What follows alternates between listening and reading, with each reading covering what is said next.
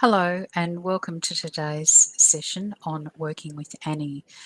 And today I'd like to share with you what happens in my telepathic animal conversations, whether they're with a living animal or an animal in spirit. I'm just going to share my screen so you can see the presentation.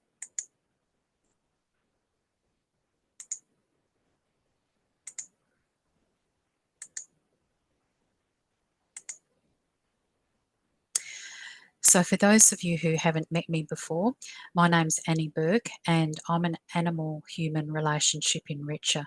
So I love having telepathic conversations with animals who are living or animals who have passed over and answer their human parents' questions.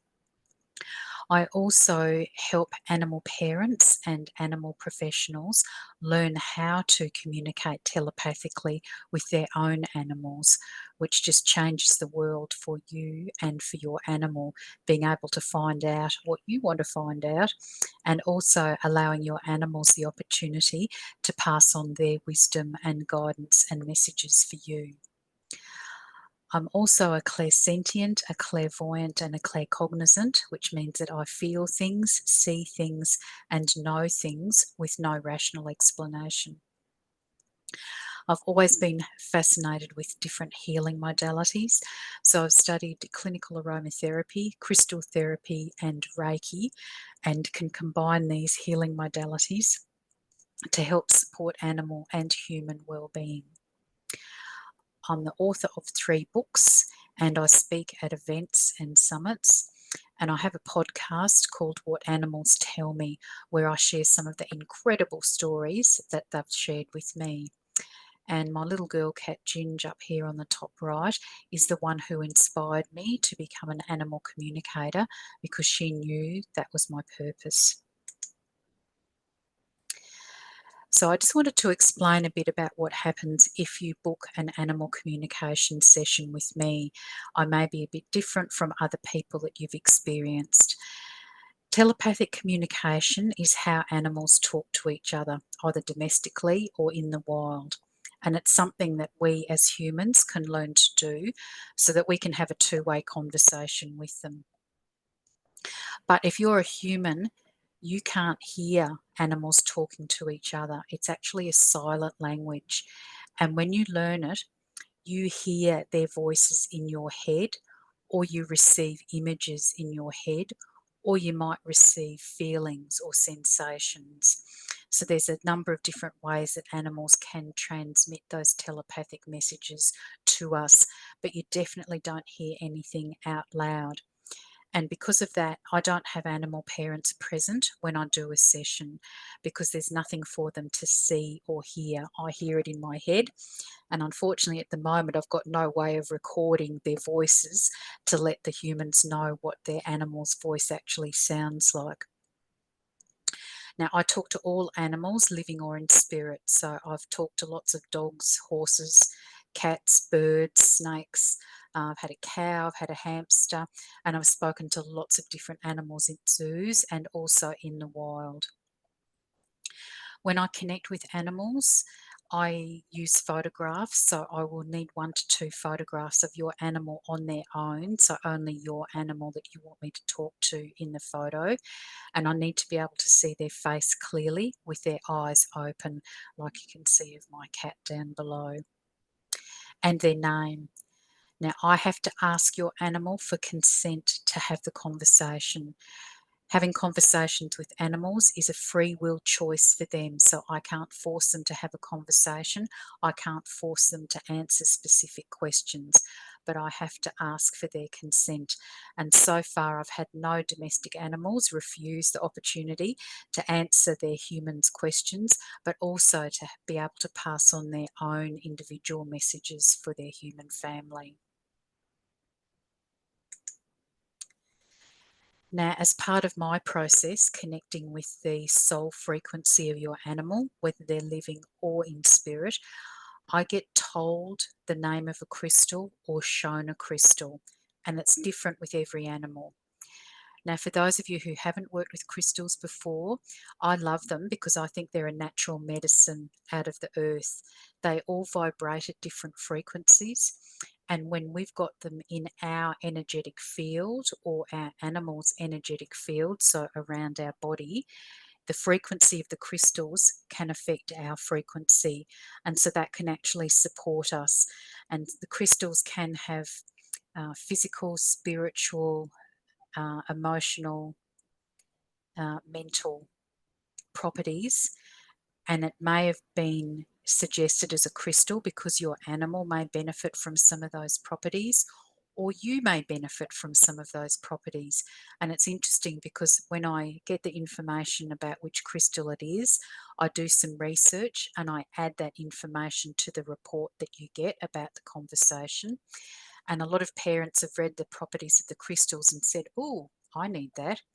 So you may find it's something that you can use, that you can hold on to or have on your body when you're doing a meditation session, or you may be able to massage your living animal with it to help them, or you might like to hold on to it when you're tuning into your animal in spirit and connecting with them.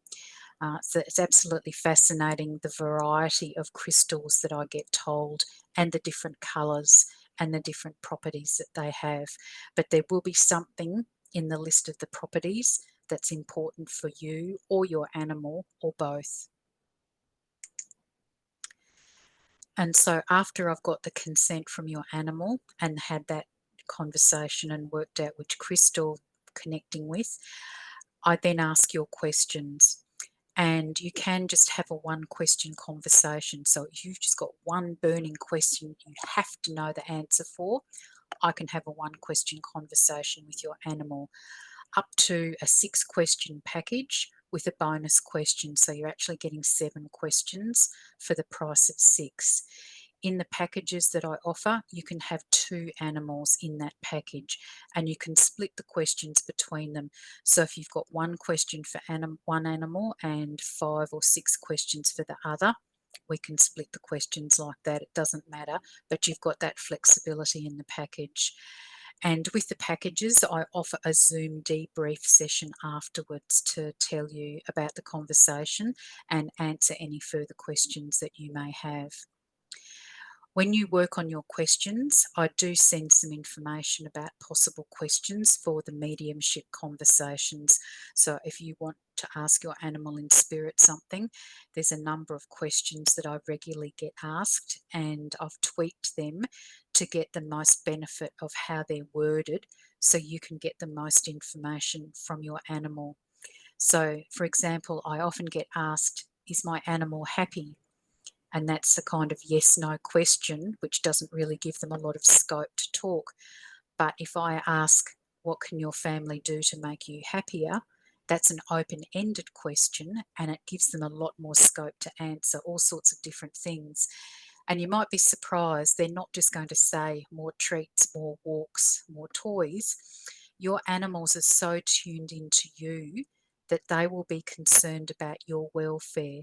So if they think you're stressed or tired or not happy, they will comment on that and give some constructive advice about what you can do to help yourself, and they will be happier when you've taken some action, and they will see you taking action, and that's part of what will make them happier. So they're so intelligent and so intuitive to answer the questions like that. They are totally concerned about your welfare because to them, you're their world and they really want the best for you. Now, usually I'm the first person who's ever had a telepathic conversation with your animal, and I get all sorts of responses when they hear me talking to them because some of them think it's quite weird. And so I get cool and, of course, or I'd be delighted to talk. Some of them think it's a real honour to have had their humans ask to have questions on their behalf. I've had one who went, weird, a human who speaks animal, but they were happy to talk with me. As I said, I hear their voices in my head, and they've all got different voices, just like humans. So you hear all sorts of different accents and tones. Some are very cultured, some are very laid back. Some of them you can tell they're smiling just by the way they're saying the words. Some of them tell jokes, some of them are hilarious, and it's really lovely seeing their personalities come through with the communication. They've got extensive vocabularies, so we have some very profound conversations two ways. And they can also send images, and they haven't explained the thought transference technology that they use yet, but somehow they can put letters into my head, so they could send me the letters LOVE for love, or they could send me an image of a heart, or they can send little video snippets, and I suddenly have this video in my head. No idea how it gets there, but they put it in there to explain their message. Or they might let me feel what they're feeling on an emotional level. And so particularly for rescue animals, when we don't know what they're still dealing with on a emotional level or a psychological level after what they've experienced, sometimes they will share some of that information so that you know what they're still dealing with and can be more patient and sensitive as they recover. So there's lots of different questions people ask animals who are living. So your animal's behaviour may have changed. So I'm not an animal behaviourist and I'm not a vet, but I can ask them, why has your behaviour changed? Why are you doing this? And what can your parents do to help you stop? So that's a very common question. I could also get asked to find out about health issues or some of the behaviours associated with rescue animals where they're still adjusting to life after whatever they've endured. Sometimes I get asked questions about, are they happy at home? Do they want more toys, different beds, different diet? Is there something that they need in their diet that they're not getting? Why are they with me? What are their roles here? What is their sole purpose? What are the lessons they're trying to learn? Some people are aware that their animal may have had a past life with them, or that there is some strong bond that they can feel, that they've got this strong heart connection with their animal. And it's interesting because some people do describe their animals as their heart dog or their soul dog. So they know on some level that there's this powerful connection. Animals can recall their past lives in detail, and so they can tell me what the connections are. So, for example, your dog may have been your child in a past life or may have been your partner. They will know and they'll be able to give me that information. Sometimes we need to have the difficult conversations and find out whether it's getting close to the time when our animal needs to pass over. And so we can find out what they want to do to make the most of their last days with you. Are there favourite places they want to go? Are there favourite people they want to see? Are there certain treats that they'd like to have? And then we can also find out what they want with their arrangements after they've passed. So do they want to be cremated? Do they want to be buried? Do they want something in particular buried with them or in their urns? And so I've had animals wanting certain crystals in their urns or wanting some of their favourite toys in their urns. So these are questions we can ask, even though they're difficult, which means that we can honour their wishes when they do have to pass. And of course, we can get guidance from them. Some of our animals are here to be our teachers, and so they can share that wisdom with us. And for those of you with animals in spirit, we can get a lot of information from them with a mediumship conversation. So we can find out what happened when they passed, and particularly if you weren't there and you don't have a diagnosis or you didn't get a chance to say goodbye. And a lot of people do feel guilt and regret and remorse about decisions made at end of life. So it's really important for your peace of mind to get clarification about that. We can also ask what their life purpose was. Why were they with you? And again, if you haven't had the conversations, we can find out about their connections with you on a soul level and have you had past lives. They can also explain what you might experience when they come for an energetic visit in spirit. So some people see or hear or feel or smell their animals when they come, or sometimes the animals will move something in a room so you'll know they've been there, so they can explain that. They can also talk about future lifetimes with you and also if they're going to reincarnate in this lifetime. And that is a very powerful conversation because if they know it's their destiny to come back in this lifetime, back to you, they can give me the details of the body that they're going to reincarnate in. And so they can tell me what species, what gender, what breed, what colour. sometimes a time frame of when you'll find them, how old they're going to be, even a specific rescue agency where you can find them. And it's absolutely wonderful finding out this information because it totally changes your grief process.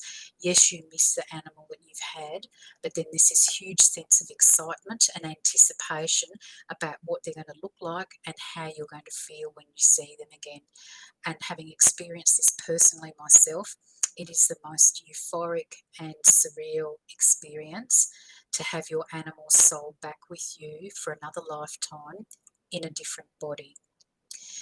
Sometimes if your animal's not coming back straight away, they can send another animal to you to help as part of the healing process. And they know that that will help you heal. They know that you're not replacing them or being disrespectful to them. They know how fortunate that animal will be to be looked after by you and be part of the family. And again, they can continue to give us guidance and messages from the other side.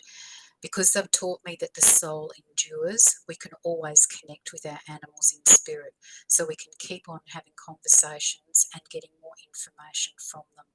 So having conversations whether your animal is living or in spirit is so powerful for you, getting answers to questions, and really powerful for your animals because they can help you by answering your questions, but they can also tell you what they want to tell you.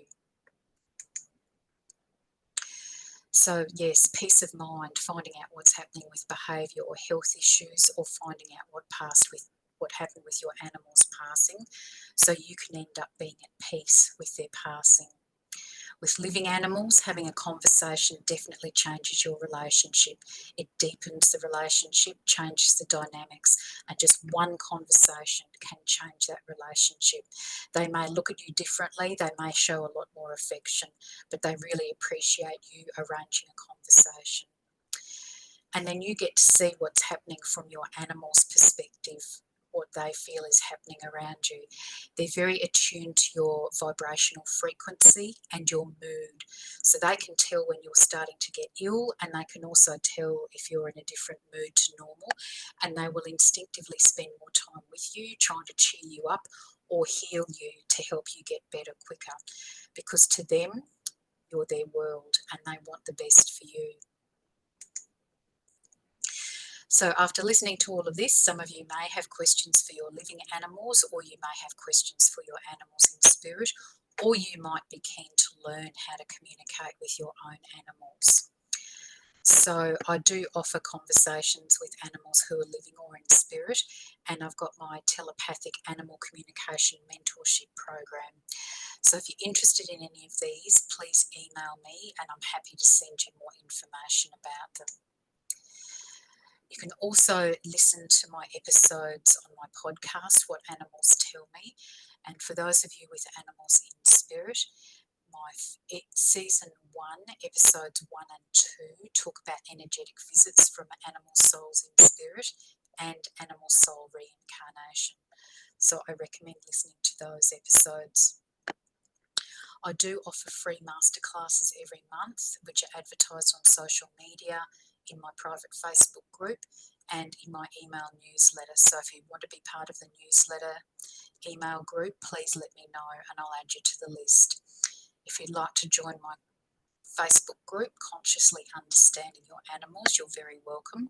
It's a community of animal parents where we share our experiences and celebrate our animals, and I advertise events. You're welcome to subscribe to my YouTube channel. I've got a lot of videos now with the reincarnation stories with my clients that are absolutely incredible stories, and I'm loading more of the Ask Annie questions as well, where people are asking me really interesting questions, which I'm making little videos about. My recent book, Crossing the Bridge to Animal Consciousness, was particularly written to support bereaved animal parents or people grieving the loss of an animal. And I talk about soul purpose, soul journeys of our animals, why they're with us, energetic visits from the other side, and then a lot of the real life reincarnation stories with families moving from heartbreak to happiness when they get reunited with their animal again in a new body. These stories are just so awe-inspiring, and just so amazing for the families. And they know beyond a doubt it's their animal back in a new body. So I'd recommend you watch some of those videos on YouTube, because I've put some of the stories from the book on YouTube. If you want to buy my books, they're available from me directly if you're in Australia, and outside Australia you can purchase them from Amazon. On my website, www.cosmicheartintuitive.com.au, I have 4 free guides for animal parents which you're welcome to download. And the best piece of advice I can give you is to talk verbally with your animals every day. They do understand everything that you say, and they love you having conversations with them. So after watching this video, if you can go and look at your animal and tell them that you love them and you're grateful that they're with you, they will understand and they will really appreciate you saying that. They know that you love them, but hearing you say it is really empowering for them, and that can change your interactions with them as well. So you're welcome to email me at chintuitive@bigpond.com to get more information about conversations or the mentorship program or purchasing my books or any questions that you have about your animals. I'm happy to set up a complimentary Zoom chat just to find out how I can help you and your animals. And as I said, I do connect with animals through photographs, so I just need a photo showing their face with the eyes open so I can connect with their frequency, soul energy, and have that conversation on your behalf. So I'm just going to stop sharing. So thank you so much for watching this video and understanding a bit more about how telepathic animal conversations work. And as I said, if you are curious and would like to find out more about the conversations or how to have a conversation with your own animal through the mentorship program, then please email me and I'd love to help you. But please keep talking to your animals verbally. They just love it. Thank you.